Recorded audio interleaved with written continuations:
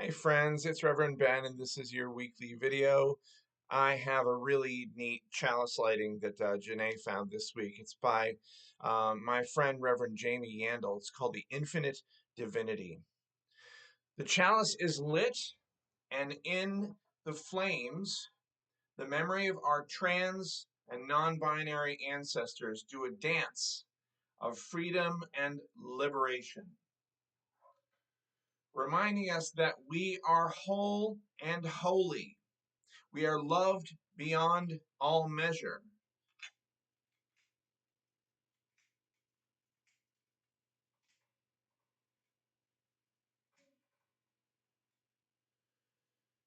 And in our refusal to accept anything less, may we know we are rooted in the infinite divinity, not relegated to the outskirts of the web of all existence, but enshrined at its core and fleshed with stardust and fairy dust and intentional creation of space where our many gods live. Now, Reverend Jamie is the trans and non-binary specialist for the Unitarian Universalist Association, and very recently it was Trans Awareness Week, and so I was very excited about that particular chalice lighting. I am one day late on this video, but we're still going to appreciate an individual or a team. It's a team this week.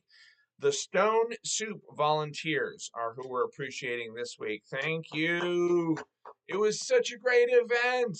I bought several bowls, not as many as I have in the past. But Sabina, Reggie, Karen Frank, Geneva, many others.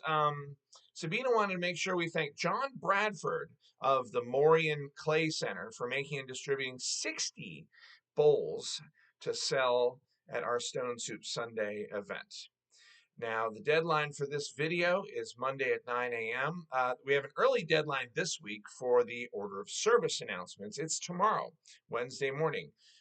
We're making the order of service early since the office is closed on Thursday and Friday. Now, if I had done this in time, I would have told you about our Tuesday morning silent meditation group. It's Tuesdays at 11:30 to 12:30. They meet in the courtyard, weather permitting.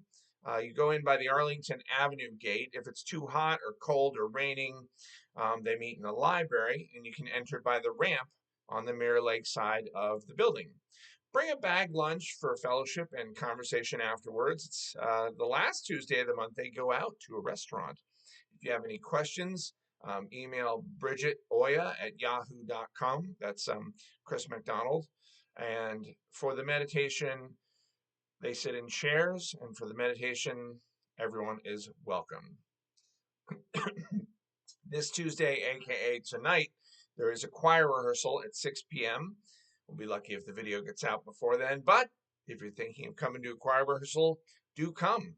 If you don't make it tonight, then contact John Arterton, our amazing music director. It's time for our Fellowship on Tap tomorrow night, but I'm not sure we have decided on a place, so stay tuned. Hopefully we'll do Fellowship on Tap tomorrow night, the night before Thanksgiving, which is Thursday night, and we are having Thanksgiving at UU St. Pete. I'm very excited about this. Contact Claudia or William to participate in that. That brings us to Sunday, December 1st. Is World AIDS Day, and I'm so grateful that John Motter is willing to speak about his experience with HIV for World AIDS Day. Afterwards, we'll have a time with the minister in the library. That's sponsored by the Committee on Ministry. And then after that, it is the first Sunday of the month, so it's the LGBTQIA plus brunch. It's a new time, 12:45 p.m. We're going to start, and we'll meet at the Frog Pond downtown. That's 893rd Avenue South. Reservations are a must, and they don't seat people early. Well, they'll only seat the whole group at once. So please, again, notify Chris McDonald if you're going to go, or talk to her by the end of the service if you want to attend. I will be there, and allies are welcome. Then next Friday, December 6th, We are hosting the Still No Room at the Inn caroling. I will be driving the blister bus because I can't walk that far, but I will try to leap out and join in with the Christmas caroling.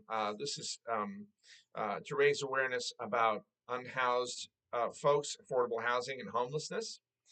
And then the weekend after that is the Festival of Yule.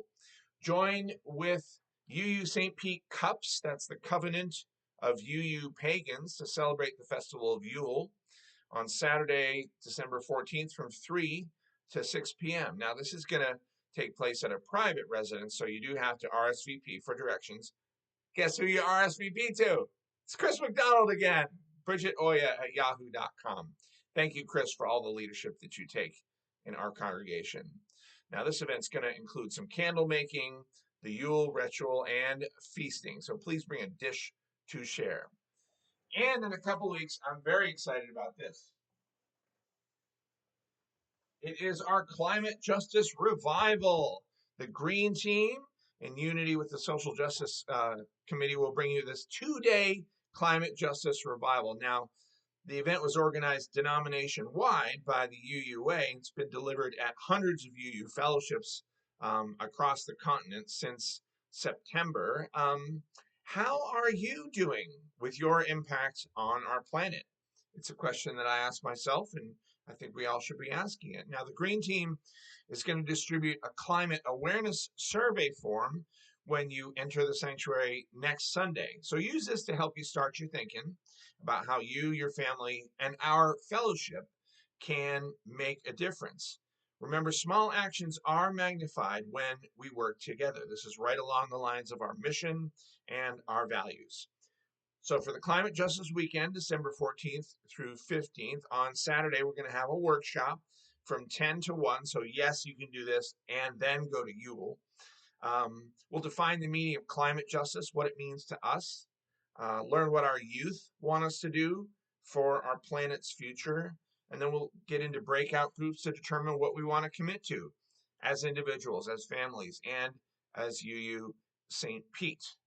We'll decide how we can create climate justice with actionable goals going forward. There'll be discussion, lots of great information, lunch, childcare.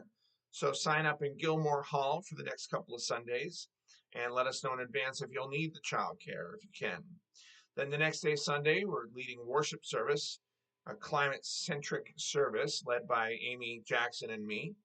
And it'll include, hopefully, a presentation from our youth about what they want us to do to protect their future. There will be joyous music, and then after the worship will be a congregational review at noon in the sanctuary. A review of our goals going forward, representing all of the things we want to do. Amy and the Green Team says we're counting on all of you to bring your ideas and your spirit to this timely event. Don't forget to sign up if you need childcare. That's all I can think of. It's a lot going on for this next couple of weeks, and I hope to see you at the Thanksgiving. I hope to see you on Sunday, and I hope you are doing well. It's been a tough time these few weeks after the election, these few weeks following the hurricanes, and I've been reaching out to many of you one-on-one, and some of you have been reaching out to me. Let's continue to hold one another. And of course, you remember that when we extinguish a flame like this flame, we have an opportunity to ignite it inside ourselves, and that flame that we have in ourselves is an unquenchable flame. Let's keep that one going until we are together again.